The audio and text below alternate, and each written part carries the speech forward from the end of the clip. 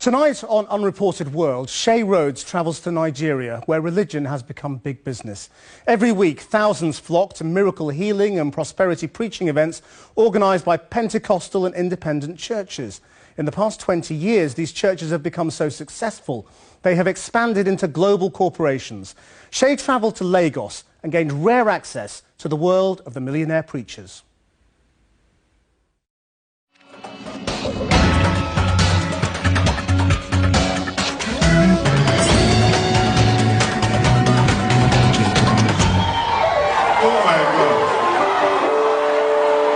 Preaching in Nigeria has become big business. And some Christian pastors are among the country's most famous celebrities.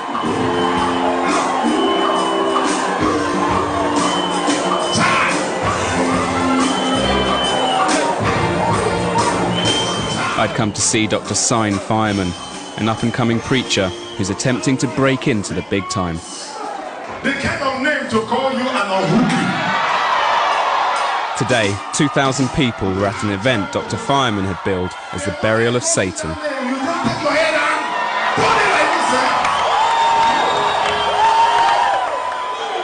Welcome to Perfect Christianity Mission, where the supernatural is natural and Jesus is Lord. Amen. Every Sunday, millions of Nigerians crowd into thousands of competing churches. The event started with worshippers who'd been unsuccessful in life or unlucky in love being invited to come forward. Many Nigerian Christians believe that demons are the root cause of their problems. They come to people like Dr. Fireman to have these demons exorcised. Lift up your hands. Satan is a liar. Tell your neighbor, neighbor. The devil is a liar. First, he awoke the demons in those who were said to be possessed. 1, take 2, take 3, take 4, take 5, take 6, 7, 8, 9, 10, 11. This, I was told, caused the demons to take control of the body. Today is your day. From now on, Dr. Fireman could supposedly control the demons and expel them from the person. Now, on your feet, fast. Now, go. Out. On your back, fast. Flat.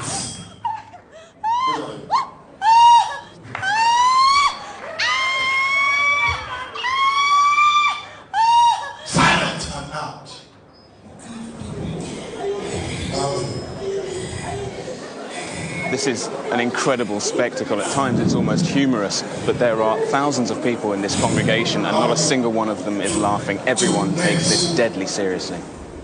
In the name of Jesus. Then, sick members of the congregation were asked to come forward for miracle healing. One man told the crowd he was crippled and blind. In Jesus' name. Now, stand up. Stand up. Stand up. Stand up. Walk. Jesus. Now walk. Earlier I'd seen the man walking unaided, but no one else mentioned it. Other people were also supposedly healed. I wanted to quiz the sick people about these life-changing events, but none would speak to me. 6 years ago, since 6 years, the boy has not been walking. They've been carrying him around for 6 years. 6 years.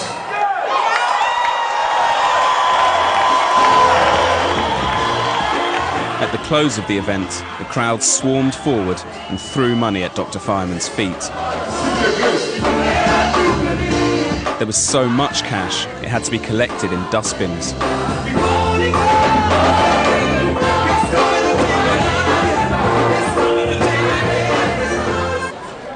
As the congregation left, I wanted to know why people were giving so much money to Dr. Fireman.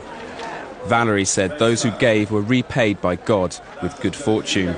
She was one of those whose demons had been exorcised. I really can't say what was happening most of the time. The only thing I know was I just told God what I wanted at home. I prayed to God and I told him some certain things about my marriage, and I just wanted him to deal with some things. And have you been to other churches that work the same way? In my former church, we didn't have this kind of display of power. No, this is spectacular. With the service over, Dr. Fireman left in his yellow Hummer.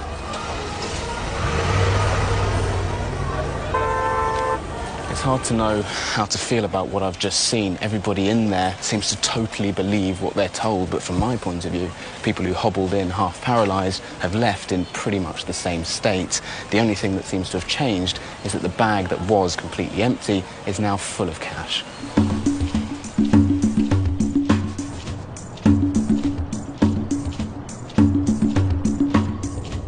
In Nigeria, independent churches can be set up by anyone, and most operate outside the main Christian denominations. Some of the biggest churches have grown into international multi-million-pound corporations.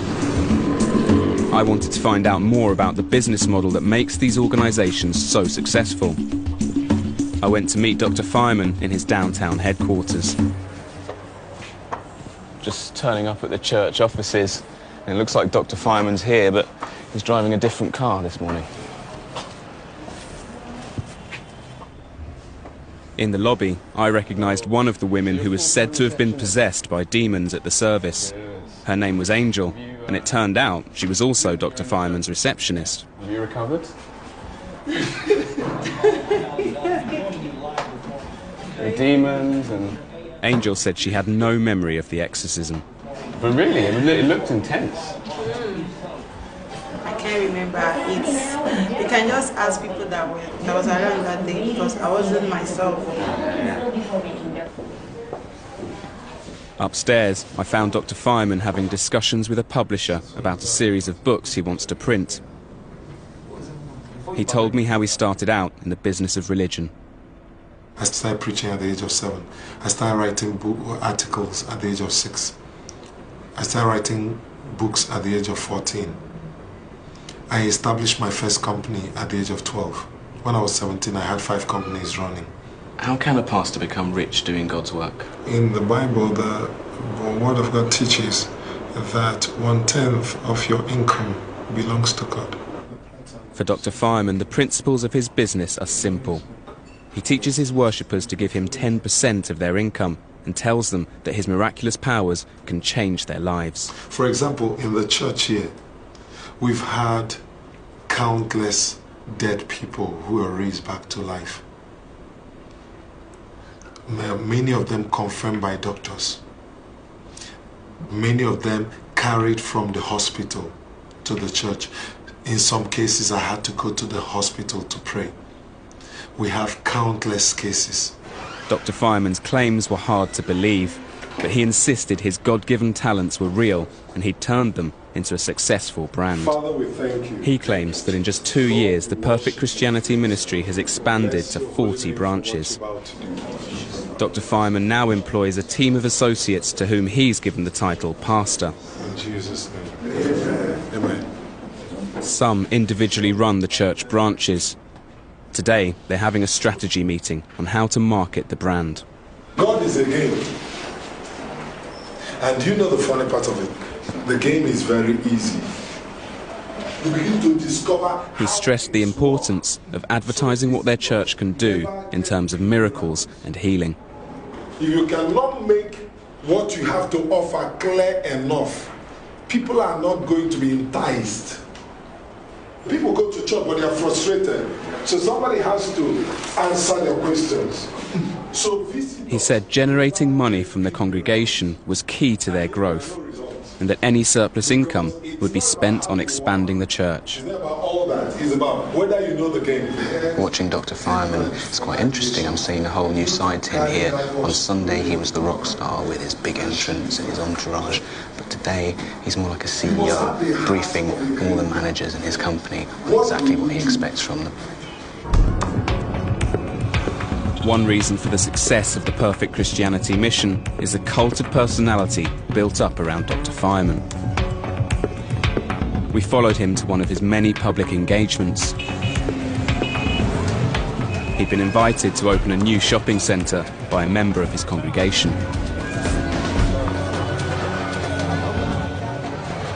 So everybody say E-S-U-S.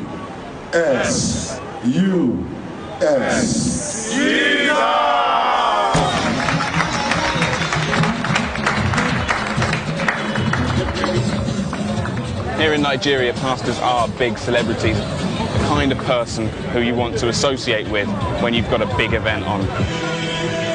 His duties over, fireman and his security details sped off. I stayed behind to speak to the shopping centre owner, Edward Dagogo. I wanted to know why evangelical preachers like firemen are so popular here. Yeah, fireman is the man that covers Nigeria and the nation. When he speaks, something happens. When he prophesies, something happens. Have you given a lot of tithes to the church? I do. And that is why you see some fireman himself today coming to commission this plaza. I see. Yes. So what, 10% of your income goes to Perfect Christian Ministry? Yeah, Perfect Ministry, yeah. Excellent. How much is that roughly? Well, we're in Nigeria, we are local areas, you know, we can't see, you know what I mean? Yeah. You'd rather keep that close? Yes. I see. But 10% of your income's a lot of money. A lot of money, but then to the Lord's side is nothing. It seems to me that here in Nigeria, being a Christian is very much about making money. Is that the case? Yeah, you know, this third world country, Nigerians, we are rich, sometimes we are poor. You know, so what are we looking for? So many people looking for miracles, for progress, miracles for prosperity, miracles for breakthrough, then above all, eternity, which everybody is seeking for.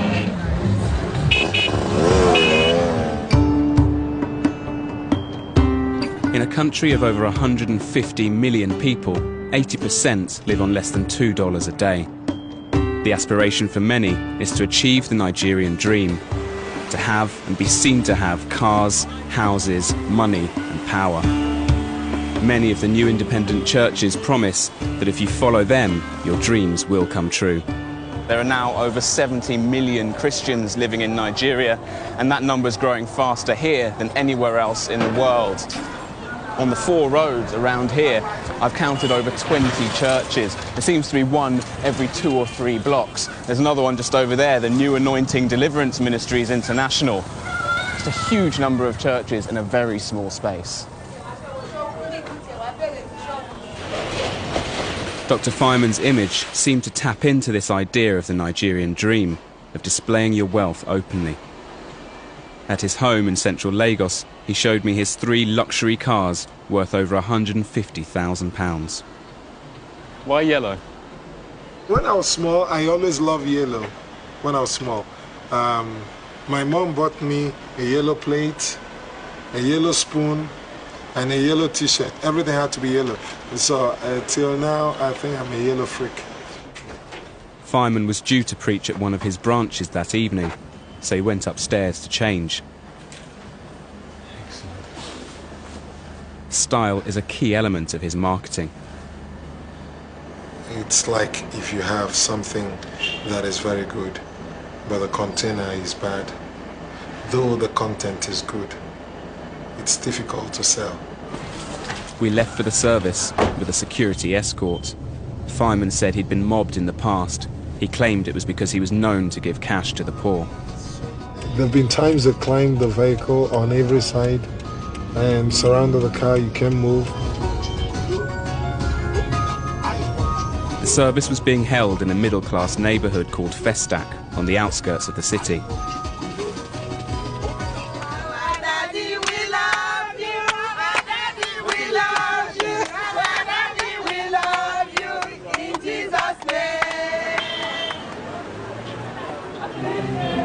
Tonight's service was called a crusade. It's a special promotional event where Dr. Fireman appears at a local branch to help win new converts. Whatever you came here looking for, you'll find. The sermon was all about how to get rich through God. This is known as prosperity preaching. I've discovered the secret in God for the higher life. Get what I'm saying?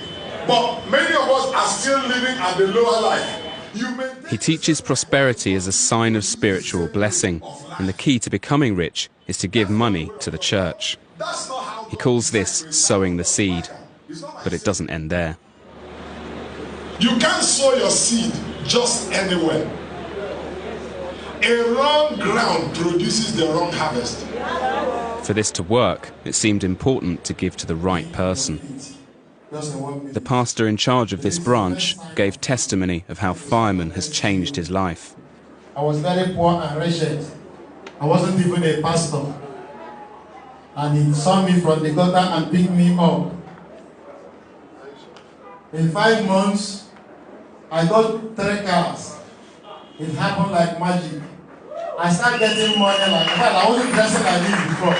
Those that know me some years ago will know. And I don't wear gold wristwatch. And I don't wear designer style. Thank you, Jesus. Thank you, Jesus. Once again, the message was donating money would be a shortcut to achieving your material dreams. I want to see people riding a Lamborghini. I want to see somebody walk out of this place today and you buy your Bentley. I've spent a long day with Dr. Fireman and I really feel like I'm starting to understand him. He sells himself brilliantly, he markets himself brilliantly, he's incredibly charismatic, and even though his performance seems just as crude and manipulative to me as it did on Sunday, he's upstairs and he's winning over a whole new congregation.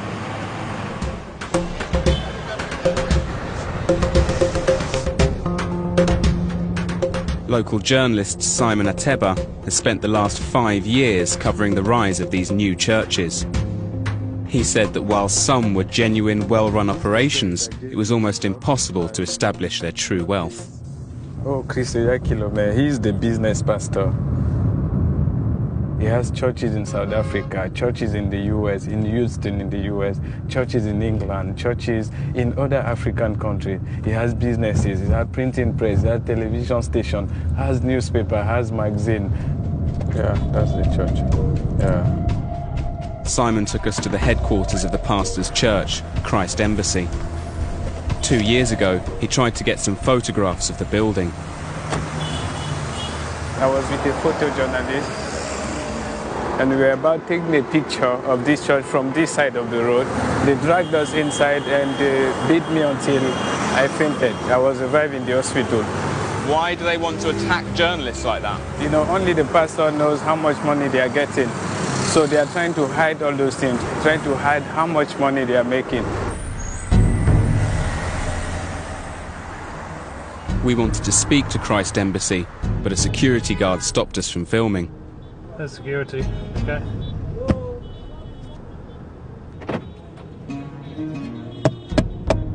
Then I was dragged inside the church. Probably about 10 security guards came over and dragged me by the belt into their building. It was almost exactly the situation that Simon Ateba described to me this morning. But luckily, I didn't end up getting beaten up. Christ Embassy later told us they were too busy to be interviewed. We contacted all the wealthiest churches, but only one would speak to us. It's called the Household of God. This whole street is called Household of God Street because it's owned by the church. It's run by Reverend Chris Okotie, a former pop star who had hits in the 80s with records such as Secret Love and Show Me Your Backside. Morning, Pastor. Morning. In 1984, he found God, set up his own church, and is now reported to be worth £6 million.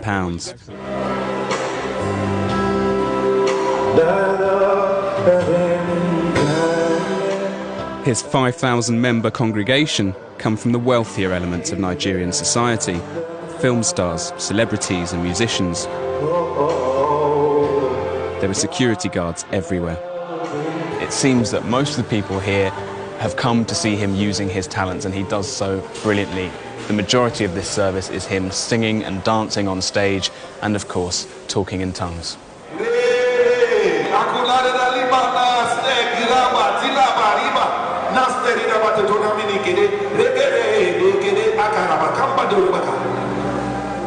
The congregation may have been wealthier than Dr. Fireman's, but the message was the same. If you follow the laws of giving and of sowing and reaping, then you begin to prosper materially. Through prosperity preaching and the success of his church, he built a power base that enabled him to contest the last 3 presidential elections. Nigeria is a rich nation. It's just that the leaders would not give what the people desire to them because they're corrupt leaders. Nigeria has, over the years, been failed by its leaders. They've made themselves wealthy. You see them driving around with huge convoys. But when I look at the religious leaders, with all due respect, yourself included, I don't see anything different. The difference is that we practice a philosophy that guarantees prosperity. God has offered an alternative. A church where there is equality, there is prosperity, there is hope, there is faith. Choose. Okotie's success was an example of the potential path ahead for Dr. Fireman. Before leaving Nigeria, I wanted to speak to him again. He was in the music studio, recording a track, an expansion of the Perfect Christianity ministry into the music business. Why did God choose you? Because you want to die. I don't. At the recording session, I asked him about what I'd seen during my time with him. People believe in miracles, and it's quite easy to use their belief to make yourself rich, and that's what I see you doing. Was Jesus poor? Jesus was a poor man, yeah. He was not. Jesus had nothing. No, it's a lie. You don't know the Bible. Jesus had nothing. It's not true. His followers had things which they gave to him. I have. Jesus had nothing of his own. It's not true. I have the Bible here. We can open it and go through if there is time. Jesus was rich and had an accountant that followed him in the name of Judas Iscariot. Jesus was poor and humble, being the key point there. He was humble. Let me ask a question. If Jesus lived now, he wouldn't drive a bright yellow Hummer. If I'm humble, God will bless me. You say Jesus touched people, the sick. You watch me in church, I laid hands on the sick. I should say, for the sake of honesty, that what I saw in the church, I didn't believe for a second. That's the reason why it's divine healing. 90% of the pastors in the world wouldn't believe you. It's not true. The ones who came and were desperate, they left in exactly the same desperate state they came in. Well, I don't understand what you're saying. Surrounding yourself with bodyguards and driving a big yellow Hummer, it's all part of the deception. It's all part of the thing that blinds people and that convinces people that you are special. That's why they run after you. That's why they want to touch you. That's why they throw money at your feet. Well, in the Bible, for material blessings, the Bible teaches for you to sow in order for you to have a harvest. It's a fundamental principle of the doctrine of the Word of God. Like many other Nigerian pastors, Dr. Fireman's obsession with wealth is a key part of his religion. It defines his existence and sense of self-worth. It's what he promotes to others, and he seems to genuinely believe that it's the way to spiritual enlightenment. Prosperity has always been the holy grail of Nigerian society. Now it seems running your own church has become just another way to achieve the Nigerian dream.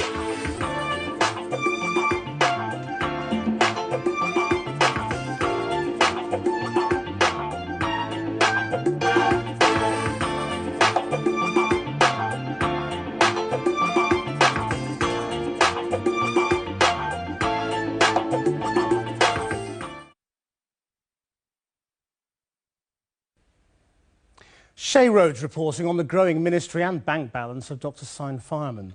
Next week, Peter Oborne goes to Russia to investigate the often bizarre personality cult around Vladimir Putin. As he gets ready to run for president again, we follow the mass youth movement dedicated to protecting him and his allies. Until then, goodbye.